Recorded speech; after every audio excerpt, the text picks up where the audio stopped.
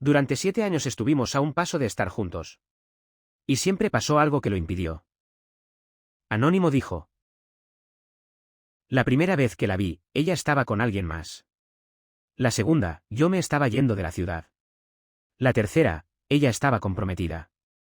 Y la cuarta vez, 7 años después de la primera, ninguno de los dos tenía ninguna excusa.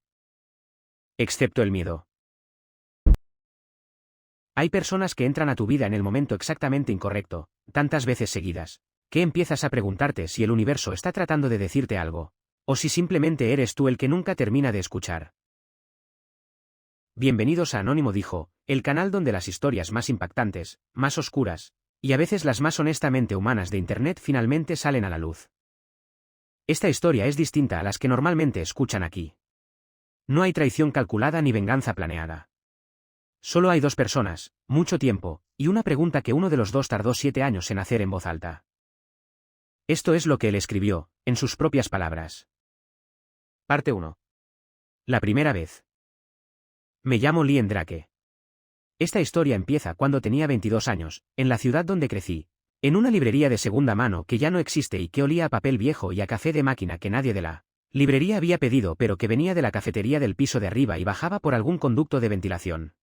Era un martes de noviembre. ¿Llovía?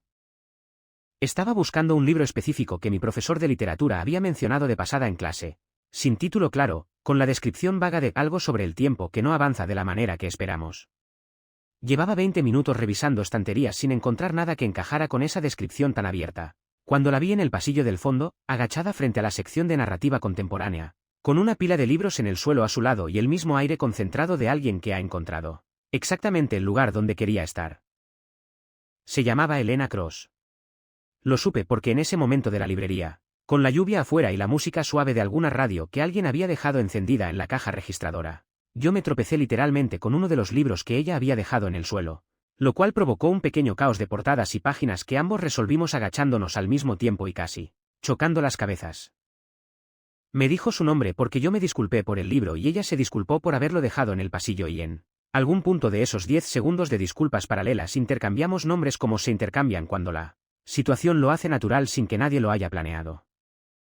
Hablamos durante casi 1 hora entre las estanterías. Sobre los libros que había encontrado y los que había descartado y los que había puesto a un lado con la intención vaga de volver por ellos más tarde. Sobre el libro que yo buscaba sin encontrar. Y sobre la pregunta razonable de cómo se busca algo que fue descrito únicamente como algo sobre el tiempo que no avanza de la manera que esperamos. Sobre esa forma específica en que ciertas librerías de segunda mano tienen una lógica propia que solo funciona si te dejas llevar por ella en lugar de intentar imponerle la tuya. Sobre los tipos de lectores que dejan notas en los márgenes versus los que consideran eso un crimen menor contra la literatura. Fue de esas conversaciones que no tienen ningún punto de inicio claro y que tampoco terminan de manera definida. Simplemente se van diluyendo cuando uno de los dos tiene que irse. Ella tenía que irse. Me lo dijo mirando el teléfono con la expresión de alguien que recuerda algo importante. Tengo que encontrarme con alguien, dijo. Luego, ya girándose para irse, espero que encuentres el libro. La vi salir. Y vi, a través del vidrio de la librería, que afuera la esperaba un hombre con paraguas, de esos que tienen el gesto de alguien que lleva tiempo esperando y está bien con eso porque está esperando a la persona correcta. Ella lo saludó con ese tipo de familiaridad que no requiere palabras porque dos personas llevan suficiente tiempo juntas para comunicar todo en un gesto. Me quedé con el nombre y sin el libro. Durante las semanas siguientes pensé en esa conversación con la frecuencia específica de alguien que sabe que algo le importó pero que no tiene ningún plan concreto para hacer nada al respecto. A veces, en la ciudad de 22 años, las cosas simplemente ocurren y después no ocurren más. Y uno las pone en ese lugar mental reservado para las cosas que fueron agradables pero que no tuvieron continuación. Excepto que, 4 meses después, Elena Cross apareció en mi clase de literatura optativa de la universidad. Se sentó 2 filas adelante de mí. Yo tardé exactamente 2 minutos en reconocerla, y cuando lo hice sentí algo que no terminé de entender en ese momento. No fue alegría exactamente ni sorpresa exactamente. Fue algo más parecido a la sensación de que una historia a la que no le habías dado continuación decide continuarse sola, sin preguntarte si estás listo. Después de la clase la saludé. Me reconoció inmediatamente. Y así empezó lo que durante los siguientes 2 años fue la amistad más cercana e imprecisa que he tenido en mi vida adulta. Imprecisa en el sentido de que ninguno de los dos terminó nunca de definir exactamente qué era o qué podría ser. Aunque ambos, creo, lo sabíamos. Parte 2. Los 2 años que no supimos nombrar. Antes de continuar, déjame pedirte algo rápido. Si esta historia ya te está atrapando, suscríbete al canal. Deja tu like y activa la campana, porque en Anónimo dijo las historias siguen llegando. Y la próxima podría tocarte en un lugar que no esperabas.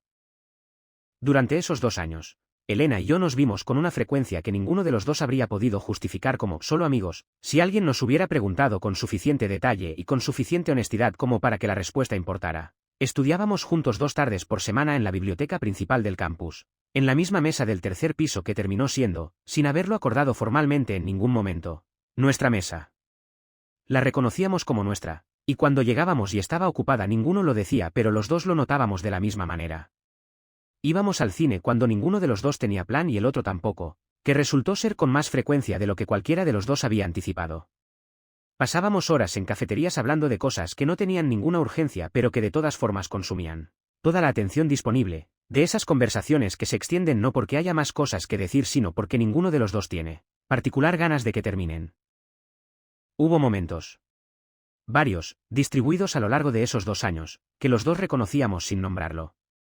Tardes en las que la conversación llegaba a un silencio particular, del tipo que no es incómodo sino cargado. Y ninguno de los dos decía lo que estaba pensando porque el riesgo de nombrarlo era mayor que la comodidad de dejarlo estar ahí, implícito y seguro. El primer momento claro fue una noche de diciembre, en el jardín trasero de la casa donde ella vivía con 2 compañeras de cuarto, durante una celebración de fin de año pequeña. Estábamos los dos solos afuera porque adentro había demasiado ruido y afuera hacía frío pero era soportable.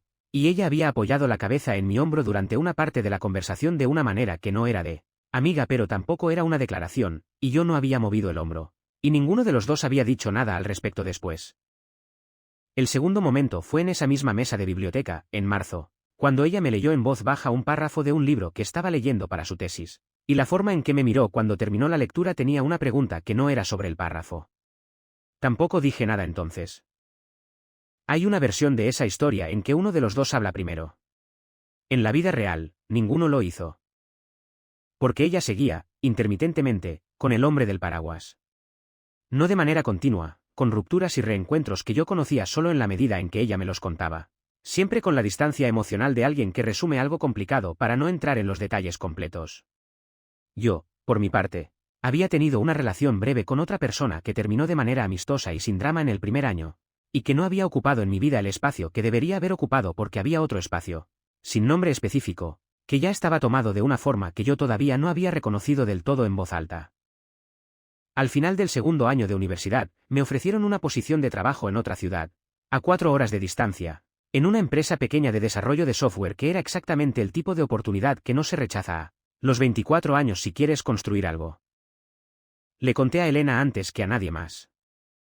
Tienes que ir, me dijo, sin dudar un segundo. Eso es exactamente lo que querías. Lo sé, respondí.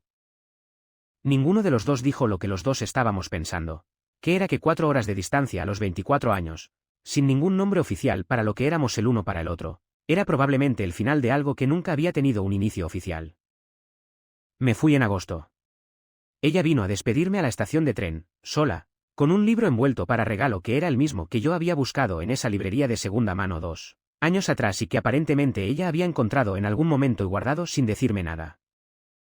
En la cubierta interior, con su letra, decía, para Liam, que siempre llega al momento correcto demasiado tarde. Con cariño, Elena. Subí al tren con ese libro en la mano y no supe si ese con cariño era lo más honesto que ninguno de los dos había dicho en 2 años, o si era la forma más delicada de decir algo que ninguno de nosotros había podido decir de otra manera. Parte 3. Los 5 años en que la vida siguió de todas formas. Me instalé en la ciudad nueva con esa mezcla particular de entusiasmo y vértigo que tiene empezar algo desde 0 a los 24 años, cuando todavía tienes la energía suficiente para que el miedo se sienta más a emoción que a amenaza. Elena y yo nos escribimos durante los primeros meses. Mensajes que empezaban con mucha frecuencia y que fueron espaciándose gradualmente, de la manera en que se espacian no porque ninguno de los dos quiera que ocurra sino porque la vida diaria ocupa los espacios disponibles con sus propias urgencias y sus propios horarios, Y las conversaciones que no tienen una estructura de obligación terminan cediendo terreno a las que sí la tienen. Al año de estar en la ciudad nueva, había construido algo que funcionaba. Un trabajo que me gustaba, una rutina que tenía sentido, algunos amigos nuevos que hacían que el lugar se sintiera menos provisional. Fui feliz ahí de la manera tranquila y funcional en que se puede ser feliz cuando la vida está ordenada y nada duele de manera activa. La seguí a distancia a través de las redes sociales, que en esa época ya existían en la forma en que existen hoy, con esa capacidad particular de informarte de la vida de alguien sin que ninguno de los dos haya elegido activamente compartir nada en el contexto de la otra persona, sino simplemente publicar para el mundo general y esperar que el mundo general decida qué hacer con eso. Vi que había terminado definitivamente con el hombre del paraguas, cuyo nombre resultó ser Damon, y que lo había hecho aparentemente de manera dolorosa y tardía, del tipo de ruptura que llega después de que ambas personas ya han agotado todas las versiones posibles de algo que no podía funcionar pero al que los dos siguieron dando oportunidades por razones que desde afuera nunca quedan del todo claras. Vi que se había mudado sola, a un apartamento pequeño en una zona nueva de la ciudad donde habíamos estudiado, de los que se alquilan cuando uno está reconfigurando la vida en lugar de consolidándola. Que había empezado un trabajo nuevo. Que viajaba, que leía, que seguía siendo reconociblemente ella misma en las fotos que publicaba, con ese aire particular de persona que encuentra su propio eje sin necesitar que nadie se lo confirme. Al tercer año, visité la ciudad donde habíamos estudiado por motivos de trabajo. Le escribí con anticipación para decírselo, algo que no había hecho en las 2 visitas previas porque no había tenido sus mismas ganas de abrir esa conversación. Nos tomamos un café. Fue de esos reencuentros que se sienten simultáneamente como si el tiempo no hubiera pasado y como si hubiera pasado todo el tiempo del mundo, que es la paradoja específica de las personas que importaron mucho en un periodo de tu vida y que después estuvieron ausentes el tiempo suficiente para que ambos cambiaran sin que el otro lo viera. Hablamos durante 3 horas. Sin incomodidad, sin la torpeza de quienes se reencuentran sin saber bien que son el uno para el otro. Simplemente 2 personas que se conocían bien y que habían extrañado la conversación. Al final, en la puerta del café, ella me preguntó cuándo volvería. No sé, respondí honestamente. El trabajo es impredecible. Asintió.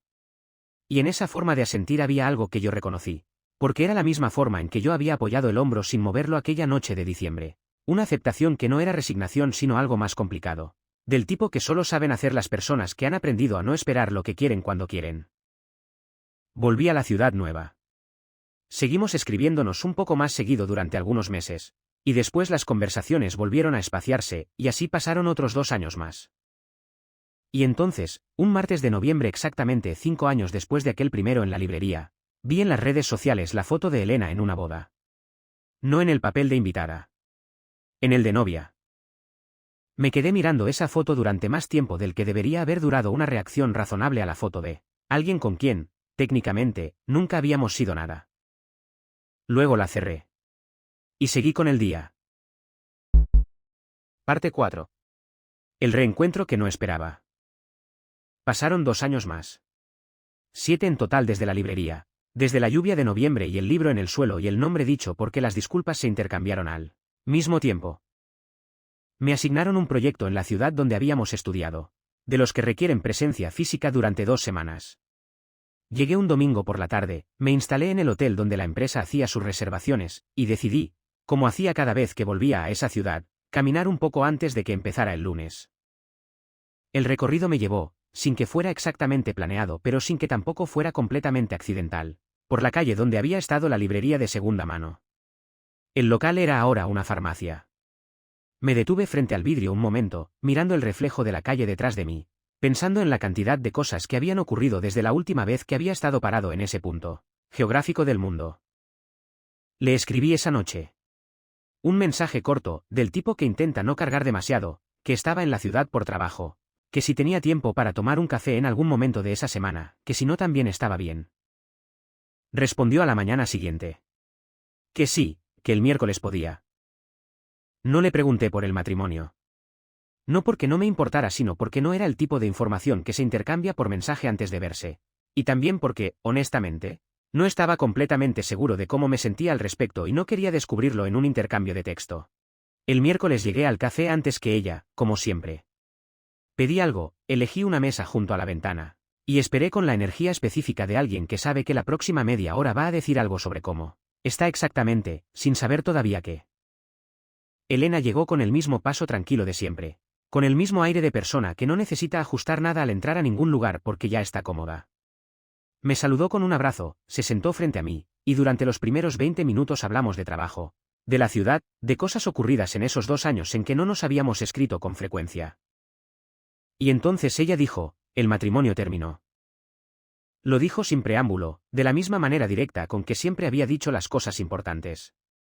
Lo dijo mirándome, no con tristeza en particular, sino con la serenidad de alguien que ha procesado algo suficiente como para poder nombrarlo sin que el nombre lo lastime todavía.